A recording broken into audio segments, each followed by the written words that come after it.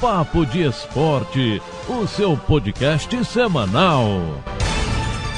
E aí pessoal, tudo bem? Eu sou o Guilherme Faria, tô aqui também com o Gutinho e a partir de agora o Papo de Esporte está no ar. O Papo de Esporte é o seu podcast semanal e a gente faz aqui um resumão de tudo que aconteceu ao longo da semana nas principais competições esportivas no Brasil e no mundo. E claro, conta pra você o que vem por aí no final de semana. Então vem com a gente! Vamos juntos nessa segunda-feira. Começo falando sobre história escrita na Fórmula 1. Lewis Hamilton venceu mais um GP e se tornou recordista absoluto de vitórias na categoria. Ontem, o inglês da Mercedes venceu o GP de Portugal e com o 92º triunfo na categoria, superou as 91 vitórias de Michael Schumacher. O inglês terminou com segundos de vantagem sobre o companheiro de equipe Valtteri Bottas, que acabou com o segundo lugar. Max Verstappen, da RBR, fechou o pódio em terceiro. Num começo de prova frenético, o pole position Hamilton teve dificuldade para aquecer seus pneus médios na primeira volta e foi ultrapassado por Bottas e por Carlos Sainz Jr., que liderou as primeiras voltas com a McLaren. Depois, os dois pilotos da Mercedes passaram o espanhol e Hamilton tomou a liderança de Bottas na volta 20. Sem dificuldades, o inglês partiu para a conquista da 92ª vitória, recorde Hamilton. O inglês vai quebrando barreiras na Fórmula 1. Falando de basquete, o maior astro do Los Angeles Lakers não para de impressionar, mas desta vez é fora das quadras. LeBron James acaba de adquirir uma mansão de 36,8 milhões de dólares, o equivalente a cerca de 200 milhões de reais, localizada em Beverly Hills, em Los Angeles. A propriedade de 10.117 metros quadrados foi residência da lenda hollywoodiana Katharine Hepburn, 4 vezes vencedora do Oscar de melhor atriz. O imóvel pertencia a Lee Philip Bell, criadora de séries americanas e apresentadora há 3 décadas de um talk show. A residência principal, em estilo mediterrâneo, tem uma área de 845 metros quadrados. Possui 4 suítes, 8 banheiros e 7 lareiras, com direito a uma biblioteca e uma sala de troféus adjacente. Além disso, a propriedade tem uma sala de cinema, piscina com trampolim, quadra de tênis, área de lazer e vista panorâmica da cidade de Los Angeles, esbanjando LeBron James com mais uma mansão, a terceira em Los Angeles. Falando de futebol, depois de mais uma derrota, outro técnico caiu. Dessa vez, Jorginho, no Coritiba. O treinador deixa o cargo após uma longa reunião da diretoria ontem, domingo. Na noite de sábado, o time foi derrotado por 2-1 para o Ceará pela 18ª rodada do Brasileirão. A demissão foi confirmada pelo clube e, além dele, saem também o auxiliar Luiz Jubel e o preparador físico Joelton Urtiga. O Alviverde está na 19ª posição com 16 pontos e só ficou 2 rodadas fora da zona de rebaixamento. Jorginho não é mais técnico do Coxa. Ontem, domingo, o Cruzeiro empatou em 1-1 com o Náutico fora de casa. Nos aflitos, a Raposa perdia por 1-0 até o finalzinho da partida e conseguiu arrancar o empate. Mesmo assim, não foi suficiente para sair do Z4 da segundona. O Clube Mineiro tem 17 pontos em 18º lugar. E o Náutico é o primeiro clube fora da zona de rebaixamento, com 19 feitos até aqui. E o Filipão já avisou, pediu reforços e disse que o time vai penar muito ainda na Série B. Tem um longo caminho pela frente a Raposa para tentar aí, além de sair da zona de rebaixamento, uma vaga para a Série A do ano que vem. Falando agora sobre Copa do Brasil, mais um jogaço entre São Paulo e Fortaleza. No primeiro jogo, 3-3 no Ceará. Ontem, 2-2 no Morumbi e 10-9 nas cobranças de pênalti. Ninguém perdia até a 10ª cobrança do Fortaleza. O São Paulo de Fernando Diniz se deu melhor e está classificado à próxima fase da competição. Mesmo assim, saiu com lições da partida, porque erros bobos com a bola rolando fizeram com que o São Paulo, que vencia por 2-0, cedesse o empate ao time de Rogério Ceni e levasse a disputa para as penalidades. Já para o time do Fortaleza, a eliminação vem com gosto amargo, uma vez que o time perdia por 2-0, arrancou o empate no jogo e aí quase passa nas cobranças de pênalti, mas um erro na 10ª cobrança faz com que o Leão seja eliminado da competição. O São Paulo, portanto, é o primeiro classificado à próxima fase da Copa do Brasil. Vamos falar de Brasileirão Série A por aqui, mais jogos no final de semana. Confirmo pra você agora então os resultados e a tabela de classificação. O Bragantino venceu o Goiás por 2-0 no sábado. O Ceará venceu o Coritiba no Castelão por 2-1. Atlético Mineiro e Sport ficaram no 0-0 e o time de Sampaoli se distanciou um pouco mais dos líderes da competição. O Fluminense venceu por 3-1 o Santos no Maracanã em um grande jogo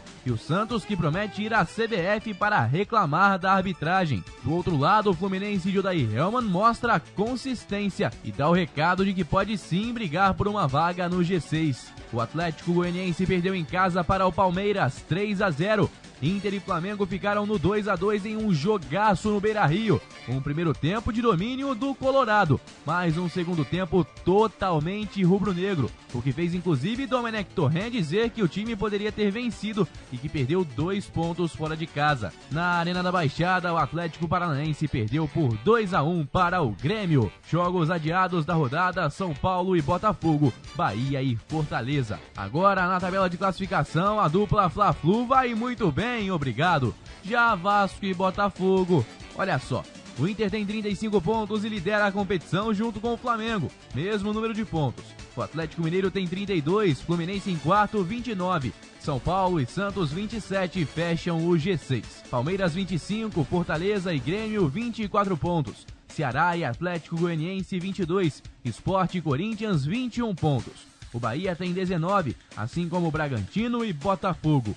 No Z4, o Vasco tem 18, Atlético Paranaense e Coritiba 16 e o Goiás 11 pontos na lanterna da competição. O Brasileirão volta no próximo final de semana, encerrando o primeiro turno. Vamos chegando então à metade da competição.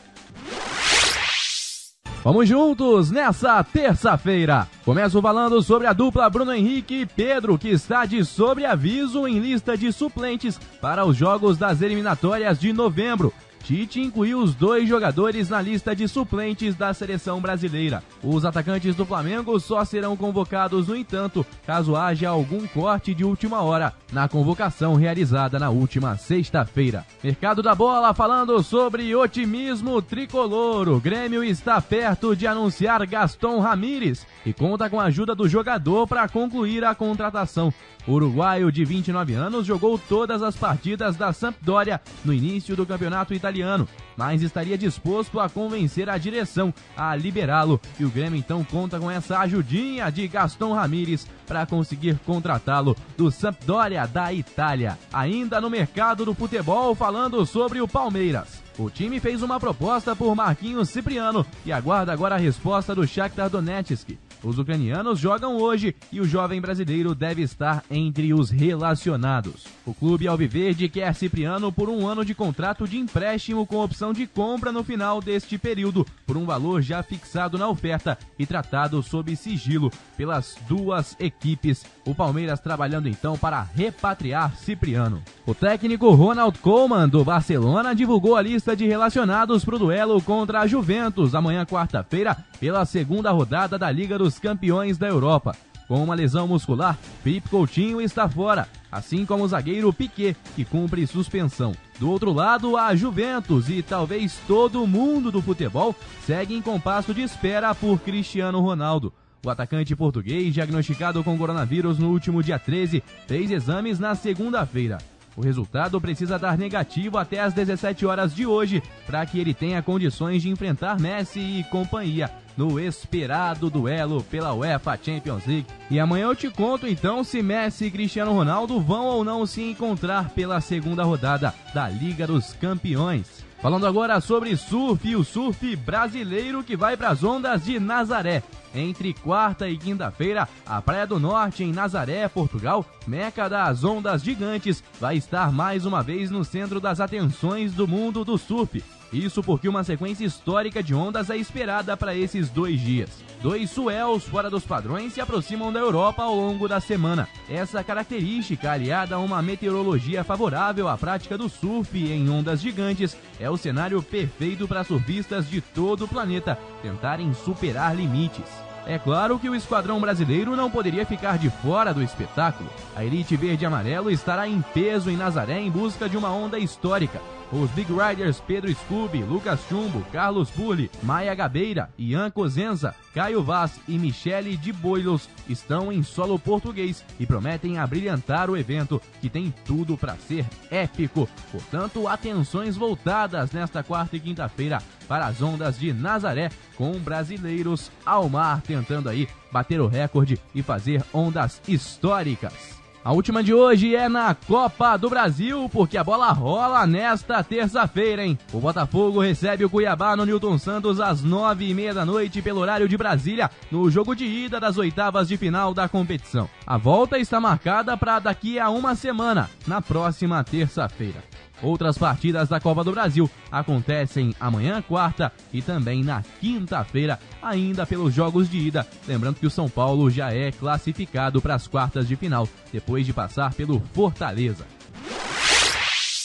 Vamos juntos nessa quarta-feira de muito futebol. Tem bola rolando pela Copa do Brasil, Sul-Americana, UEFA Champions League e muito mais. É sobre a Liga dos Campeões da Europa que a gente começa falando por aqui. A Champions vai além de Cristiano Ronaldo contra Lionel Messi. Até porque esse duelo tão esperado ficou mesmo para dezembro. O aguardado reencontro entre os melhores do planeta, que há 2 anos não se enfrentam, não vai acontecer hoje. O português segue infectado com o coronavírus, mas nem por isso a rodada perdeu a importância.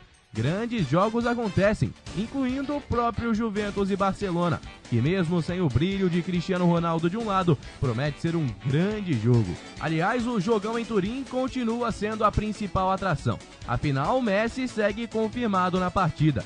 O Paris Saint-Germain começa a temporada com seu paradoxo dos últimos anos. É líder na França, mas está pressionado para triunfar na Champions. O Chelsea vive o mesmo drama. Já o Manchester United pode ter Cavani mais uma vez em campo, mas a cobrança por lá é para que Van de Beek ganhe mais oportunidades. Podemos destacar então para essa quarta-feira as partidas entre Juventus e Barça às 17 horas pelo Grupo G e 2 jogos pelo Grupo H, Istambul Başakşehir e Paris Saint-Germain, e também Manchester United e RB Leipzig. Falando sobre Copa do Brasil, a bola rola hoje às 16 horas na Vila Belmiro para Santos e Ceará. Atlético Paranaense e Flamengo jogam na Arena da Baixada às 9h30. Já a gente fala mais sobre o duelo rubro-negro. Às 19 horas é a vez de Atlético Goianiense e Internacional entrarem em campo. A bola rola também hoje para Corinthians e América Mineiro na Neoquímica Arena às 9h30 da noite. Lembrando que todos esses confrontos são válidos ainda pelas partidas de ida das oitavas de final. Falando também sobre Copa Sul-Americana, tem brasileiro entrando em campo hoje. Vasco e Caracas jogam em São Januário às 9h30. Já a gente fala mais sobre isso também. Mais cedo, às 19h15, é a vez de o São Paulo visitar o Lanús no estádio La Fortaleza, na Argentina. O Bahia, que é outro brasileiro na Sul-Americana, só joga amanhã. Vamos girar então aqui pelos 4 grandes do Rio de Janeiro. Deu ruim pro Botafogo em 1-0 pro Cuiabá em pleno estádio Newton Santos. Com gol de Matheus Barbosa, a equipe matogrossense derrotou o time alvinegro e pode avançar às quartas de final com um empate na Arena Pantanal, no jogo de volta que acontece na semana que vem. O gol da partida foi marcado aos 9 do segundo tempo, aproveitando o erro de passe de Honda e chutando de fora da área. E os problemas não param por aí, porque fora das 4 linhas, o líder do plano de negócios da Botafogo S.A., Laércio Paiva, se afastou do projeto. O empresário estava à frente do processo de profissionalização do futebol, mas após problemas divulgados pelo clube nas últimas semanas, não participa mais de outras iniciativas possíveis. Botafogo então com o plano SA enterrado nesse momento. Falando de Flamengo, a bola vai rolar hoje às 9h30 na Arena da Baixada. A decisão está marcada para o dia 4 de novembro, no mesmo horário no Maracanã. O Atlético dá uma pausa no Brasileirão, onde vive situação delicada no Z4 e começa a sua 24ª sexta participação na Copa do Brasil, onde defende o título. Embalado, o Flamengo quer repetir na Copa do Brasil a boa performance do Brasileirão, onde é vice-líder com a mesma pontuação do Inter, e também da Libertadores, classificado com folga para as oitavas de final. E uma motivação especial: o torneio é o único que esta geração não conquistou em 2019 e pode levar em 2020, estreando justamente contra o Algoz nas quartas de final do ano passado. Ainda no Flamengo, carrasco do Furacão, Bruno Henrique volta ao time para ser decisivo pela primeira vez na Copa do Brasil. Mas o Furacão é a sua maior vítima. São 10 gols em 13 partidas. Atenções voltadas então também para Bruno Henrique, que pode marcar hoje então e adicionar aí a Copa do Brasil à sua lista estrelada. Vamos para o Fluminense. No espaço-tempo entre Fernando Diniz e Odair Hellmann no comando do Fluminense, Oswaldo de Oliveira e Marcão ficam em segundo plano. O primeiro pelo pouco tempo no cargo e o segundo por ter tapado o buraco no final do ano. As comparações do trabalho de Odair são sempre direcionadas ao de Diniz, pois foram os dois últimos técnicos a iniciarem uma temporada no clube. Ainda mais agora, que o atual treinador tricolor igualou o número de 44 jogos do antecessor. Nas Laranjeiras, Diniz ficou rotulado por ser capaz de comandar um futebol vistoso, mas sem resultado, o que o levou a ser demitido com o time em 18º lugar e na zona de rebaixamento do Brasileirão. Com Odair, há quem considere o inverso. Os resultados estão aparecendo mesmo quando a equipe não joga bem, e a atual posição no G4 surpreende até os torcedores mais céticos. Em questão de aproveitamento, nos 44 jogos, Odair tem um rendimento de quase 7% a mais. Ele soma 56% de aproveitamento, após 21 vitórias, 11 empates e 12 derrotas. Coincidentemente, Diniz também empatou 11 vezes dirigindo o Fluminense, mas perdeu 15 e ganhou 18, o que equivale a um desempenho de 49,2%. Fluminense, que é o único time carioca que só tem o Brasileirão pela frente, então não joga no meio de semana até janeiro. Falando agora de Vasco da Gama, o Independiente recusou 17 milhões de reais por 50% de Benítez. Em contato com o portal GE, o diretor do clube argentino disse que rojos querem 22 milhões por 60% do camisa 10. Uma nova conversa hoje pode definir a situação. O Vasco tem prioridade até o dia 15 de dezembro, então corre aí para tentar manter Benítez, que já está virando aí um ídolo da torcida vascaína, e a galera torce, claro, por sua permanência no Rio de Janeiro. Me despeço então falando sobre Vasco e Caracas, que jogam 8 meses depois na Copa Sul-Americana. Agora pela segunda fase da competição. O adversário do Vasco é o venezuelano Caracas, que entra no torneio após ser eliminado no grupo H da Libertadores. Eliminado na Copa do Brasil, longe dos líderes do Brasileirão e após campanha muito ruim no estadual, o Vasco tem na Sul-Americana a sua última chance de salvar a temporada. A bola vai rolar então na Colina Histórica às 9h30 da noite para mais um duelo pela Copa Sul-Americana. Vamos juntos nessa quinta-feira. Destaques da rodada para as vitórias de Flamengo e Vasco e também para as derrotas de São Paulo e Corinthians. Começo falando exatamente sobre o Timão. 2020 tem sido um ano tão difícil para o Corinthians que nem mesmo em Itaquera, onde costuma ser dominante, a equipe tem conseguido se sobressair.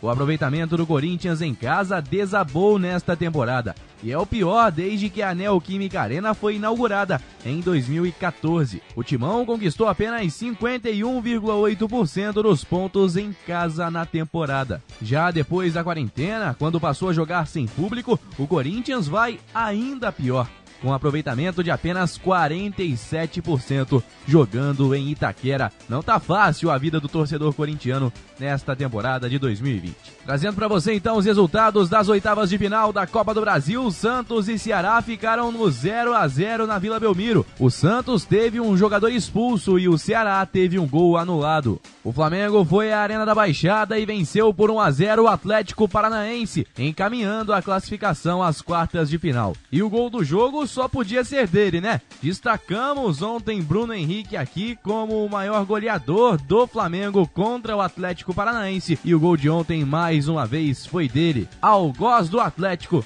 que coloca agora o Flamengo a um passo da próxima fase da Copa do Brasil. O Internacional apostou com seu time reserva e venceu o Atlético Goianiense por 2-1 fora de casa. E o América Mineiro visitou o Corinthians e venceu por 1-0 com um gol no final do jogo. Jogam hoje, quinta-feira, às 19 horas, Bragantino e Palmeiras no Nabi Abichedid, e também às 9h30, Grêmio e Juventude na Arena do Grêmio. E ainda sobre a Copa do Brasil, a competição não contou com os times da Libertadores entre 2000 e 2012. Do retorno dos times mais fortes do país até hoje, houve 7 torneios e 5 campeões que estavam na temporada continental. Só o Flamengo de 2013 e o Cruzeiro de 2017 ganharam a Copa do Brasil disputando o torneio desde o início.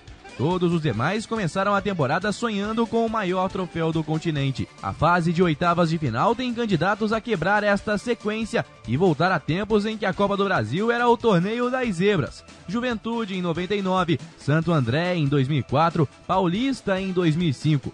Ou mesmo finalistas importantes como o Ceará de 1994. Com grande parte dos jogos de ida encaminhados, América Mineiro, Cuiabá e Ceará podem despontar como zebras para esta temporada de 2020. América e Cuiabá venceram fora de casa. O Ceará empatou com o Santos na Vila. Então mostram aí que tem sim condições de avançar às quartas de final e apresentar aí o cartão de zebra na Copa do Brasil. Vamos falar sobre o UEFA Champions League por aqui. Ontem teve Barcelona e Juventus e o time de Lionel Messi levou a melhor, 2-0 em Turim e liderança no grupo. Messi e Cristiano Ronaldo deixaram o encontro para dezembro. E agora, depois de mais uma rodada, quais seriam os times favoritos a vencer a competição? No top 3 encontramos o Bayern de Munique, que tem uma derrota em seus últimos 22 jogos no torneio. O Manchester United passou por cima de 2 semifinalistas da temporada passada. E em terceiro podemos destacar o time de Mo Salah. O Liverpool chegou a sofrer contra o inexpressivo Midtjylland, mas venceu por 2-0 e é um dos 5 que seguem 100% na competição. E aí, qual é a sua aposta de favorito para levar a Champions League nessa temporada, hein? Falando de seleção brasileira, a Tite corta Fabinho do Liverpool por lesão e convoca Alan do Everton para a seleção brasileira. Fabinho teve lesão muscular na coxa direita e fica de fora dos jogos contra a Venezuela no Morumbi e também Uruguai em Montevidéu. Lembrando que este é o segundo corte da lista de Tite. Na terça, Felipe Coutinho do Barcelona foi desconvocado e Lucas Paquetá do Lyon foi chamado para a seleção. Me despeço hoje falando sobre Sul-Americana. O Vasco sofreu muito, mas conseguiu vencer em São Januário Caracas por 1-0. O time de Sapinto dominou todo o jogo, perdeu pênalti, teve jogador expulso de forma infantil, mas no final o garoto Thiago Reis garantiu a vitória cruzmaltina por 1-0 na Colina Histórica. Outro brasileiro que entrou em campo ontem foi o São Paulo. Começou vencendo, mas viu o Lanús virar a partida. 3-2 na Argentina e a decisão ficou para a semana que vem. O último brasileiro a entrar em campo nesta fase da Copa Sul-Americana é o Bahia, que visita o Melgar no Estádio Nacional de Lima às 9h30 da noite. Vamos juntos nessa sexta-feira. Começo falando sobre Copa do Brasil, que teve mais jogos ontem, quinta-feira. O Grêmio venceu na Arena por 1-0 a equipe do Juventude. Enquanto isso, o Bragantino perdeu em casa para o Palmeiras por 3-1. O resultado do Verdão foi construído na primeira etapa. Na Copa Sul-Americana, o Bahia perdeu por 1-0 para o Melgar em Lima. O jogo de volta está marcado para a quinta-feira que vem, na Arena Fonte Nova. Falando de Palmeiras, Abel Ferreira tem um mentor e que conhece bem o futebol brasileiro. Ex-treinador do Santos, Gesualdo Ferreira é tratado pelo provável novo comandante do Palmeiras como uma referência na profissão, com quem conviveu ainda no início de carreira como treinador. Agora o pupilo deve viver a mesma experiência do ídolo, que deu conselhos e elencou as maiores dificuldades a serem encontradas pelo jovem técnico de 41 anos no futebol brasileiro. Em entrevista, Jesualdo Ferreira apostou naquilo que crê ser o maior inimigo de Abel Ferreira a partir do momento em que assumir o Palmeiras: o calendário apertadíssimo do futebol brasileiro.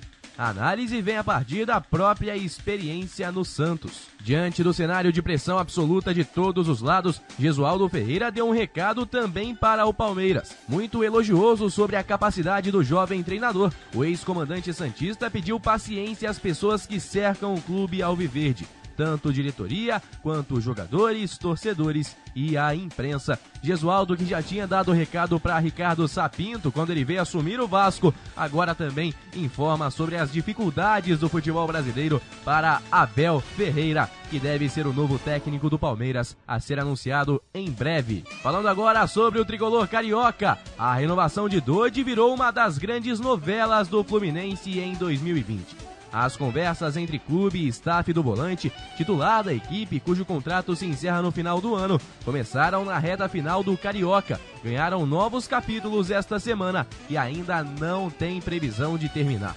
Um dos protagonistas do enredo é Carlos Escuro, principal dos 3 representantes do jogador de 24 anos. Escuro deu a sua versão sobre o caso, abriu o jogo, inclusive com números sobre as propostas da diretoria tricolor. Rebateu declarações dadas pelo presidente Mário Bittencourt ao programa Donos da Bola, da Rede Bandeirantes, na última quarta-feira. Negou conversas com outros clubes ou alguma espécie de leilão e afirmou que o Fluminense não está valorizando adequadamente o atleta. O empresário confirmou que Dodi ganha atualmente R$70 mil mensais no Fluminense e disse que a proposta mais recente feita pelo clube foi de um contrato de 3 anos com aumento imediato para 100 mil e outros 2, 110 e 130 nos anos seguintes, além de R$600 mil de luvas em 3 parcelas.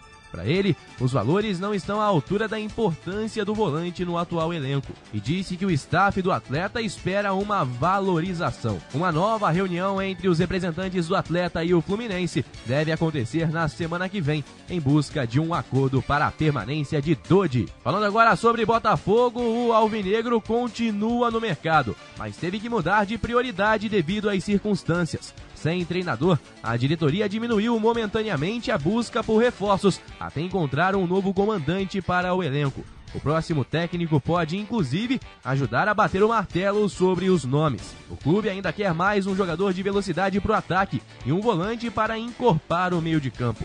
Alguns atletas foram oferecidos, outros consultados, e o Bota conversa para encaixar os pretendentes no orçamento. No entanto, a prioridade total no momento é pela definição do novo treinador.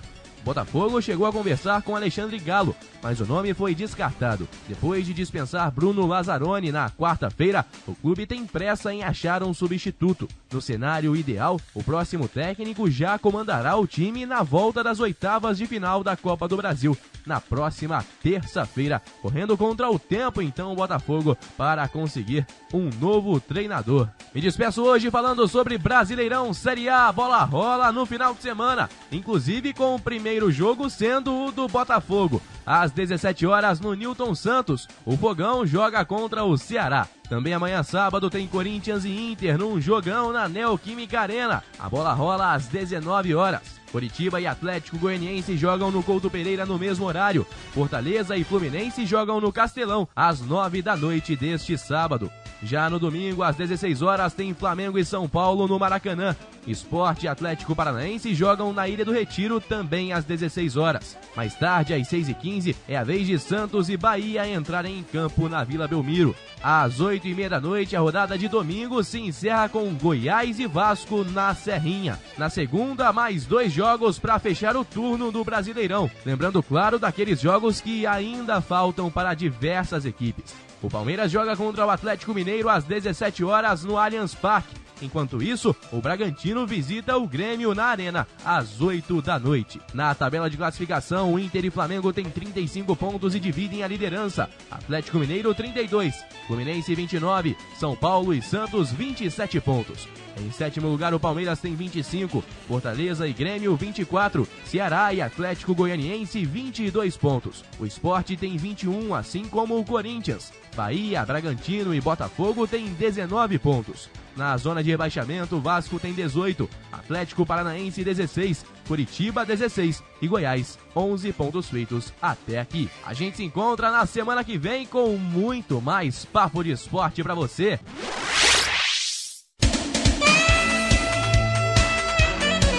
Tá, então, galera, esse é o Papo de Esporte dessa semana, mas na semana que vem eu volto com muito mais pra você. Não se esqueça de compartilhar com os amigos o nosso podcast, que está disponível em todas as plataformas de áudio e também no nosso canal Papo de Esporte no YouTube. Um forte abraço e até a semana que vem!